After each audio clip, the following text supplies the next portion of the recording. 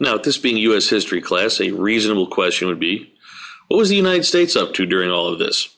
And the answer was neutrality. Neutrality means you're not on either side. So you are kind of riding right in the middle, and that's where the United States wanted to be. We felt this wasn't our war and we shouldn't be a part of it. Woodrow Wilson certainly felt that way, and he actually in 1916 ran on the campaign of "He kept us out of war." That's what, again, most of the people in America wanted, although most had a sense that wasn't going to be able to last very long. Now, reasons for neutrality. First of all, our ethnic makeup. The United States, of course, being a nation of immigrants, had significant populations from both warring sides. We had never fought a modern war. We were very worried if we jumped in on one side or the other that the population who we were against would rebel against us or be spies or be saboteurs or something like that. Second reason, isolation. The war was far away. It was in Western Europe, a good 3,000 miles across the Atlantic Ocean. Meanwhile, here in America, we're making money, we're building industry. We had no real reason to get involved. With that being said, there had always been a certain sympathy for the Allied side, especially for England. Of course, we shared a common language and culture, which is a bond we still have today. The majority of our judicial and legal system we took from England. Even our system of government, even though the two look different today, even our system of government was something that we took from England. However, that's not enough to get us into a war. Outrage at Germany then. Since the United States and England were close, we got the English portrayal of Germany. Okay, whether it be through political cartoons, through headlines, through newsreels, people started to see the Germans, rightly or wrongly, as the bullies and aggressors, and the English and French as the heroes. Then there was the matter of trade. Now, before the war, the trade with the Allies was slightly greater than trade with the Central Powers. As the war went on, that trade discrepancy got bigger and bigger until really we had no more trade with the Central Powers, but a very vested interest in the Allies in that they spent a lot of money with us. If they lost, we lose all that money. Another major factor was submarines. Now, submarines actually have existed since at least the American Revolution, when a one-man submarine from the Americans tried to drill into British boats. These submarines were obviously much better.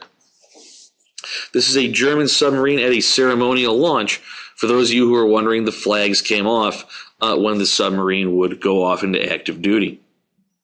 Now, this is a cross-section of a submarine. You'll notice there's not a lot of room in there, number one.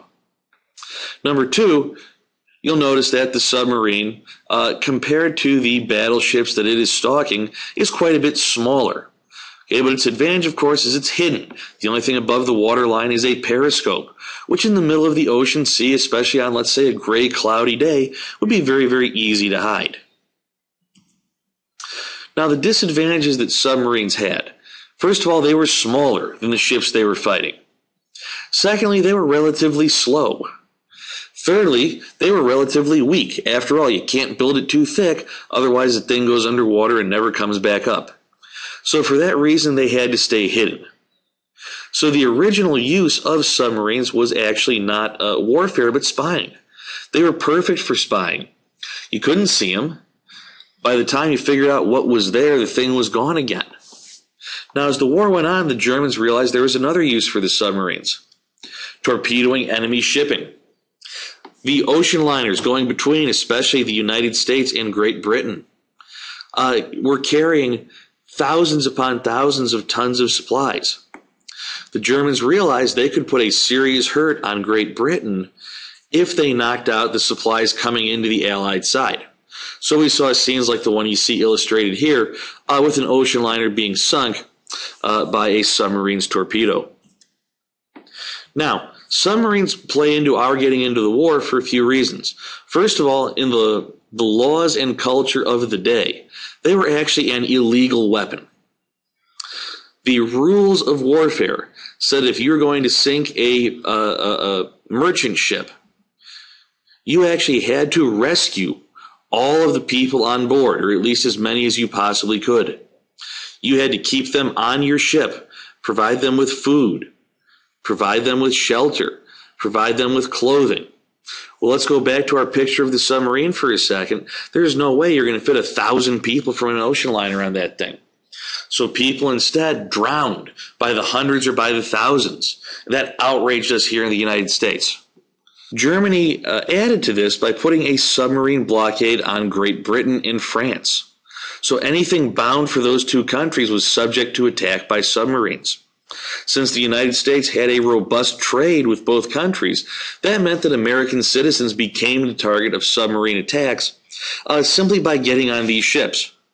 The most famous case was the Lusitania, sunk in 1915, just off of the coast of Ireland. Okay, somewhere in the neighborhood of 1,260 people died on that ship, including a couple hundred Americans. This got the United States close to going into war, although we actually do hold off for about another 2 years. The final straw with America going into the war is what's known as the Zimmermann Note, which was a telegram from Germany to the German embassy in Mexico, trying to get the Mexican government to declare war on the United States.